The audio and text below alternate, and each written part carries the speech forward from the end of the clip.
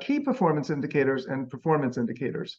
Yeah. And I think once you just list all the performance indicators, Yeah. because to your point, there's a lot of them. Now let's step back and let's say, what are the key performance indicators, which should be no more than 3. Yeah.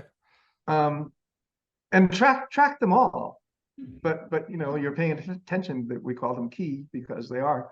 Well, so have you read the book, The 4 Disciplines of Execution? I have not. I have heard of it, but I have not. Well, so a brief summary is that they talk about something called lead measures and lag measures, and WIG, widely important goal. The widely important goal is, like one goal that you want to achieve, 1 or 2 max. And for example, my wildly important goal for this quarter is to increase my YouTube subscribers from 3,840 to 5,000 by September 30th. Right? So if you haven't subscribed, please subscribe. Shameless plug. So that's fine. I think that's awesome, though. Yeah. So, okay, that's my goal. Now the question is, what do I have to do to move that needle? Right, and that's the lead measure. The lead leads to a lag. Right. So for me right now, what I'm choosing to do, what I think is the right thing, it's creating more YouTube videos and creating shorts from the YouTube videos I'm doing. So that will move the needle forward. Now, when it comes to sales engineering, what is the goal that the SE has or the organization has? And that should translate to what the goal of individual SEs. And then what is the immediate action, the 1 action or 2 that they need to track to push that needle forward? And that will be the KPIs that I would track. I love that. It makes so much sense.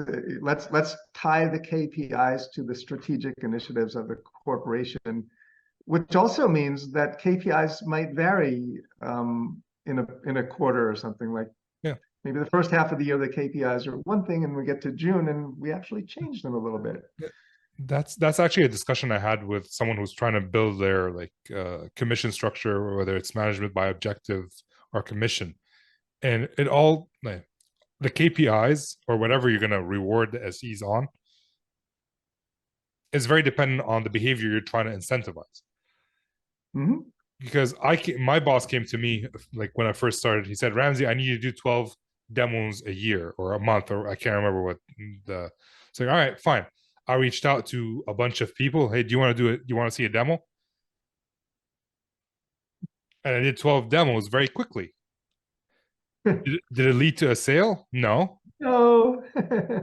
So was that the right KPI? And also when you say like, all right, okay, fine, let's track demo to close. Well, as an SE, I'm not in control of how many I can demo, and I'm not in control of how many I can close. But I may be in control of how many I say no to. Right. And how many, like maybe then I could figure out the KPI that's no to demo ratio. You said no to 5 and you demoed 5.